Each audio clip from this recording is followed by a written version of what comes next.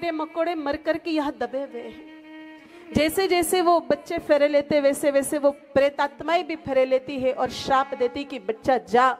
जैसे हम लड़ते झगड़ते रहते वैसे तुम भी पूरे जिंदगी भर लड़ते झगड़ते रहना। इसलिए शादी होती तीसरे महीने WWE की फाइटिंग शुरू हो जाए। इसलिए चाहो कि आपके बच्चों में विवाद नहीं हो, लड़ाई नहीं हो, झगड़ा नहीं हो, तो गौशाला में फेरे दिलवाओ। आप विवाह की सारी रस्में अन्य स्थानों पर करो, लेकिन गौशाला एक ऐसा स्थान है जो शल्य दोष से मुक्त रहता है, क्योंकि यहाँ निरंतर गाय माता का गोबर गोमूत्र गिरता रहता है और जहाँ गौ का गोबर गोमूत्र गिरता है वहां से शल्य दोष सदा सदा के लिए समाप्त हो जाता है। तो अगर किसी के बच्चों की शादी होने वाली है तो ये क्रांतिकारी कदम उठाओ।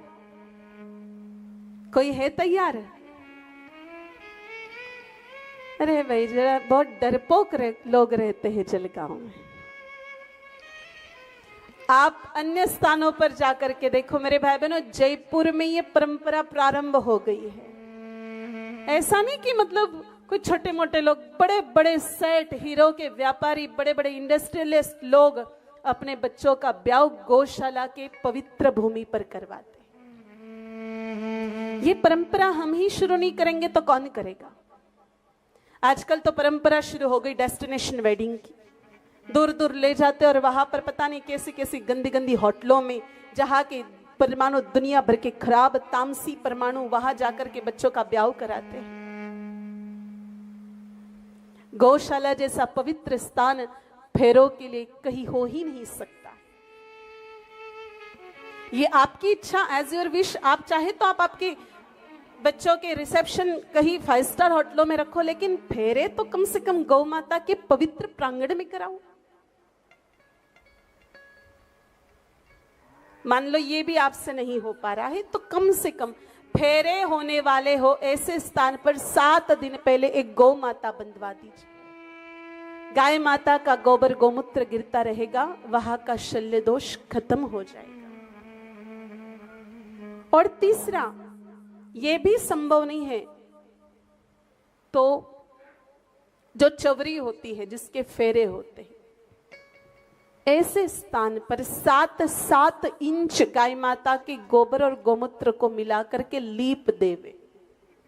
या तो लड़के की माँ या मौसी या चाची, तीनों में से कोई भी लीपे तो वहां का शल्य दोष खत्म हो जाता है।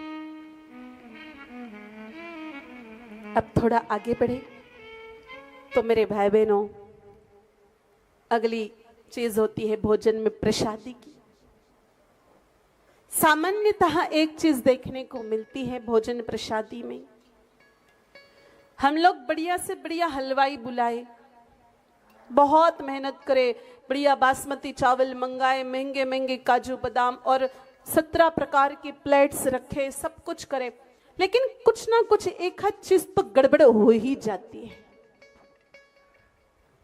मान लीजिए कभी दाल में नमक मीठ ज्यादा गिर जाए। रिश्तेदार बड़े खतरनाक होते हैं।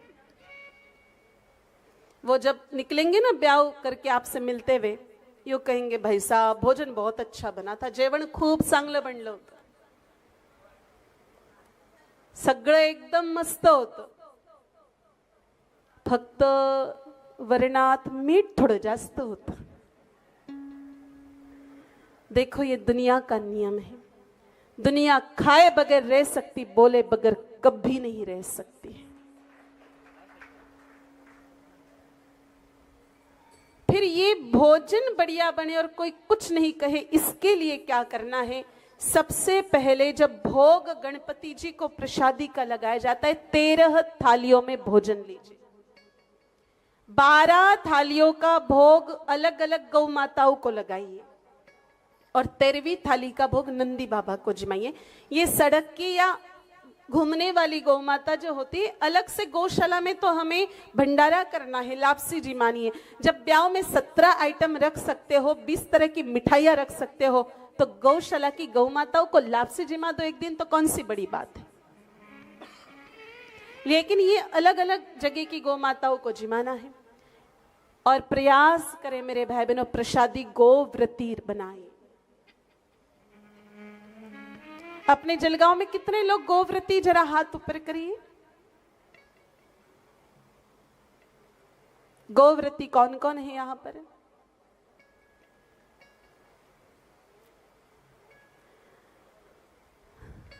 अरे देवा, एक पण नहीं है बिल्कुल। मुझे तो बड़ा आश्चर्य हुआ कि एक भी जना गोव्रती नहीं है। यहाँ तो इतने बड़े बड़े गौ भक्त रहते और गोव्रती एक दो माताओं के हाथ ऊपर आ रहे, लेकिन इनके हाथ भी कॉन्फिडेंटली ऊपर नहीं आ रहे हैं। कभी नीचे जा रहे, कभी ऊपर आ रहे, कभी नीचे जा रहे, कभी ऊपर आ रहे हैं। गोव्रती का अर्थ क्या होता है? गोव्रत दुनिया का सबसे आसान व्रत है। इसमें कोई लिमिटेशन नहीं, आप दिन भर खा सकते हो। बाकी जैसे अन्य व्रतों में एक टाइम ही खाना होता है, या चंद्र के दर्शन करके खाना होता है, या फिर रात को खाना होता है, या बिना नमक का खाना होता है, इसमें ऐसा कुछ भी नहीं है। गोव्रत एक ऐसा व्रत है जिसमें आप दिन भर लड्डू, पेड़े, मिठाई, रसगुल्ले सब कुछ खा सकते हो। बस इतनी सी लिमिटेशन है, जो दूध, दही, घी का आप उपयोग कर रहे हो मिठाइयों में, वो शुद्ध भारतीय वेद लक्षणा गाय माता की दूध की होनी चाहिए बस। फिर आप दिन भर लड्डू खाओ, पेड़े खाओ, रसगुल्ले खाओ, चमचम खाओ, बर्फी खाओ, और जो जो भी चीजें होती खाओ, कोई लिमिटेशन नहीं। बस वो देसी गाय माता के गव्यों की होनी चाहिए। तो ये 3-4 माताएं जो हाथ ऊपर कर रही थी, वो गोव्रती है क्या फिर? अरे पूरे उम्मीद पर पानी फिर गया मेरे। तो एक आशा की किरण जगी थी कि जलगांव की 4 बहनें गोव्रती हैं, लेकिन इनके हाथ ऊपर करने के जो तरीका था ना बहनों, उससे मैं समझ गई थी कि दाल में कुछ थोड़ा थोड़ा काला दिख रहा है। तो प्रयास करिए कि आप में से अगर कोई गोव्रती बन सकता है तो बनिए। भगवान श्री कृष्ण को सबसे प्रिय गोव्रत ही है, सबसे प्रिय है। मेरे भाई बहन, आप चिंता मत करिए कि मतलब हम शादी ब्याह में जाएंगे तो फिर क्या हो जाएगा। नहीं खाना हम लोगों को शादी ब्याह में, आप केवल वहां आपकी उपस्थिति दर्ज करके आइए। और घी, अगर आप बाजार का घी नहीं खा सकते हैं, गौ माता का घी चाहिए, तो सूखी रोटी खा लीजिए। ऐसे कोई सौगंध थोड़ी कि घी खाना ही है रोटी पर। जिस दिन हिंदुस्तान के 10% हिंदू भी गोव्रती बन जाएंगे, उस दिन हिंदुस्तान की एक भी गौ माता हमें कसाई के घर में नहीं मिलेगी। आज गौ माता के दूध की कीमत घटी, इसलिए गौ माता सड़कों पर बढ़ी। और अंतिम चीज है गौदान। कन्यादान में गौदान का बड़ा महत्व है। आप में से कितने लोगों ने अपनी बेटी को कन्यादान में गोदान दिया है? जरा हाथ ऊपर करिए।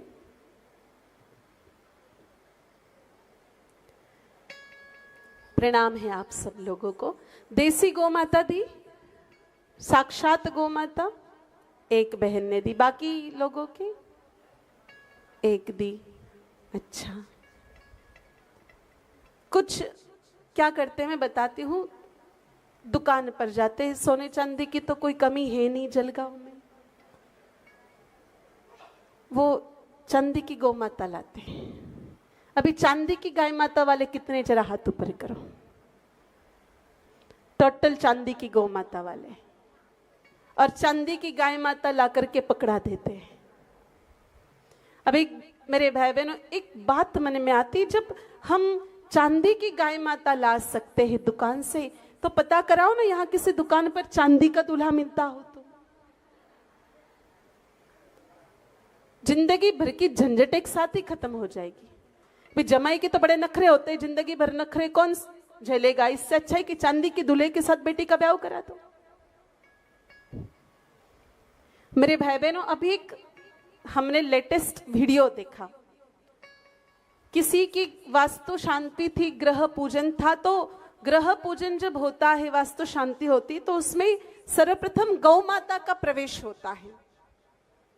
और वो वीडियो इतना ज्यादा चल रहा है, एक छोटा सा खिलौना, और वो भी जर्सी, उसको माला पहना दी पंडित जी ने, और सब घर के लोग आकर के दरवाजे पर खड़े रहे और सबसे पहले वो उस खिलौने की एंट्री करवाई। वो चाबी भरते फिर चलता है और फिर वो पूरे घर में घुमा और फिर उन लोगों ने गृह प्रवेश किया। अब ऐसे मूर्खों की भी हिंदुस्तान में कोई कमी नहीं है। देखो, बकायदा पूजा की है पंडित जी ने, तिलक लगाया है, माला पहनाई है, गहने पहनाया है, और वो खिलौना पूरे घर में गोल गोल गोल गोल घूम रहा है और वो घर के लोग भी पीछे पीछे घूम रहे हैं। उनकी भावना ये है, उनकी धारणा ये है कि ये शुद्ध वेद लक्षणा गाय माता का बछड़ा घूम रहा है और हम उसके पीछे पीछे घूम रहे हैं। मतलब इतना शॉर्टकट।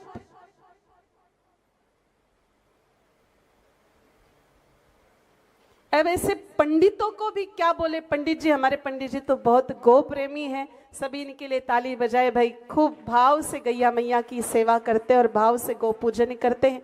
ऐसे पंडित हर जगह रहे तो देखो गौ माता के लिए कुछ बढ़िया वातावरण देश में बने। और वैसे मूर्ख पंडित रहे तो गौ माता का भी बंटा ढाड़ और हिंदू संस्कृति का भी बंटा ढाड़ है। आधा पर्दा नुकसान तो इन पंडितों ने भारतीय संस्कृति का किया है। हर जगह शॉर्टकट, हर जगह शॉर्टकट। और इसीलिए मेरे भाई बहन, लोग शॉर्टकट के चक्कर में हमारे पूजा पाठ, विधि विधान, अनुष्ठान को ही भूल गए। तो ऐसा कन्यादान किसी काम का नहीं है जिसमें शॉर्टकट अपना करके चांदी की गाय माता पकड़ा देते। काफी सारी जगह पिताजी गैया देना भी चाहते लेकिन बेटी भी मना करते। आजकल की बेटियां भी तो ज्यादा होशियार होती है। पिताजी को कहते कि पिताजी गाय तो आप रहने दो, मुझे 10,000 रुपए दे दो। बेटा 10,000 रुपए खत्म होने में 10 दिन नहीं लगते हैं, लेकिन गाय माता का आशीर्वाद पूरे जीवन भर साथ निभाता है। और कहीं कहीं बेटी भी ले जाना चाहती है गैया और पिताजी भी देना चाहते, लेकिन सामने वाले लोग मना कर दे कि नहीं नहीं, हमारे पास तो गाय रखने की जगह नहीं है। ऐसे घर में बेटी दो मत। जहां माई की इज्जत नहीं हो सकती वहां पराये घर से आई हुई बाई की भी इज्जत नहीं हो सकती। इसलिए विवाह में इस प्रकार से गैया मैया की आवश्यकता होती है। मेरे भाई बहनों, इस प्रकार से हम लोगों ने विवाह में गौ कृपा विवाह विषयक चर्चा आज पूर्ण की।